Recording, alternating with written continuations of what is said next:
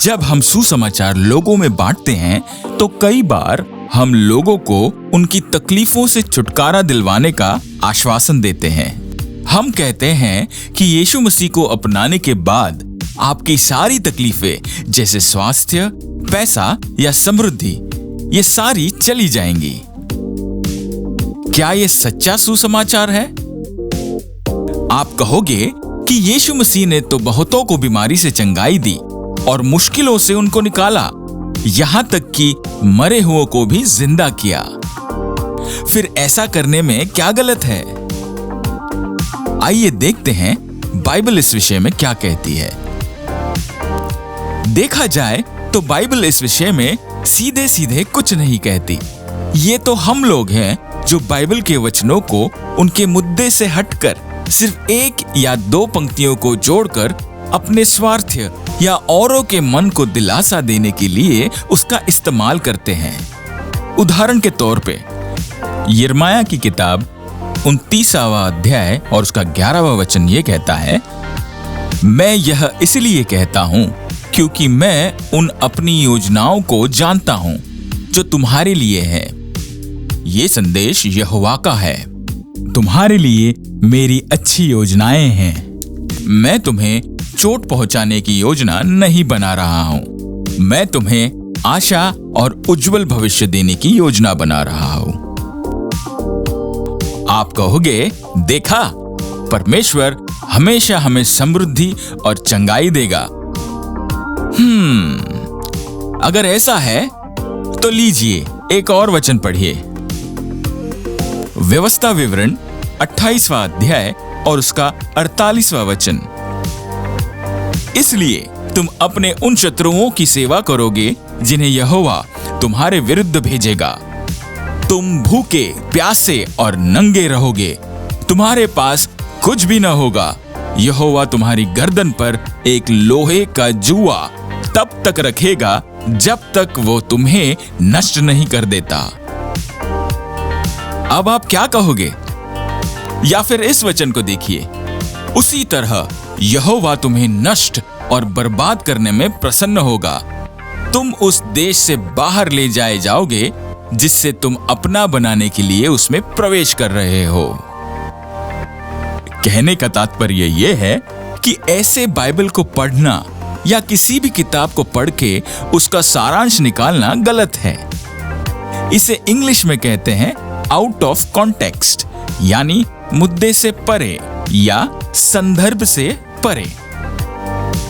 हम बाइबल के किसी भी वचन के आगे और पीछे के वचनों को पढ़े बगैर सिर्फ एक पंक्ति को पढ़कर उससे मुद्दे का सारांश नहीं निकाल सकते हैं। इसी गलत प्रथा के चलते झूठे प्रवक्ताओं ने खुशहाली, चंगाई और समृद्धि को ईसाईयत का नाम दे दिया है।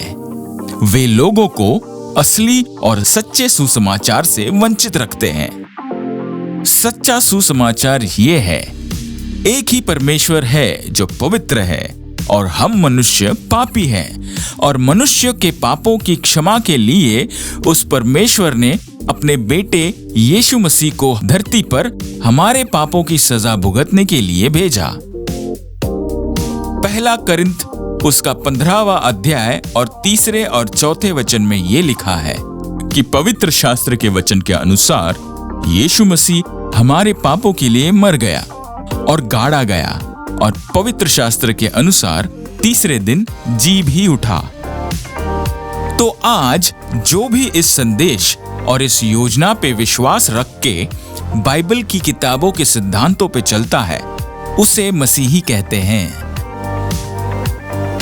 बाइबल में मत्ती का 28वां अध्याय उसके 19 और 20 वचन में ये लिखा है, इसीलिए तुम जाकर सब जातियों के लोगों को चेला बनाओ और उन्हें पिता और पुत्र और पवित्र आत्मा के नाम से बपतिस्मा दो।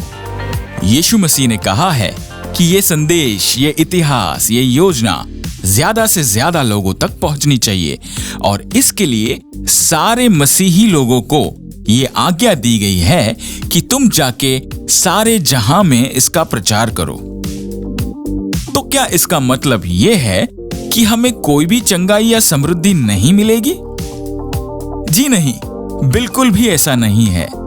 मत्ती का 6वां अध्याय और उसके 33वें वचन में बाइबल कहती है, इसलिए पहले तुम परमेश्वर के राज्य और उसके धर्म की खोज करो, तो ये सब वस्तुएं भी तुम्हें मिल जाएंगी। और अगर हम मत्ती का 6वां अध्याय पूरा पढ़ें, तो यीशु मसीह कह रहे हैं कि इस धरती के जीवन की चिंताओं पे ध्यान मत लगाओ, जैसे कि चंगाई, समृद्धि, खान पान और पैसा। ये सारी तुम्हें तुम्हारी जरूरतों के हिसाब से परमेश्वर देगा। लेकिन कब? जब तुम्हारा ध्यान उसने तुम्हारे लिए दिए हुए बलिदान और स्वर्गीय राज्य पर होगा। इसीलिए हम जब किसी पीड़ित या किसी सामान्य मनुष्य को उल्टा यानी पहले चंगाई और समृद्धि की बात बताकर यीशु मसीह के पास लाते हैं, तो वो गलत है। और पौलुस हमें पहले कोरिन्थ उसके 15वें अध्याय और 19वें वचन में कहता है, यदि हम केवल इसी जीवन के लिए मसीह में आशा रखते हैं, तो हम सब लोगों में सबसे अधिक तरस खाने योग्य हैं। तो मेरे प्यारे भाइयों और बहनों, हमें सच्चा सुसमाचार बाइबल के वचनों को उनके मुद्दे से न हटकर प्रचार करना है, ना कि सिर्फ चंगाई और समृद्धि को दिखाकर। जय मसीह। अगर आपको ईसाई होने के नाते सताया जा रहा हो, तो आप हमसे निम्नलिखित टोल फ्री नंबर पर संपर्क कर सकते हैं। परसिक्यूशन रिलीफ जल्द से जल्द आपकी समस्या का हल निकालने और आपकी सहायता करने का प्रयास करेगा।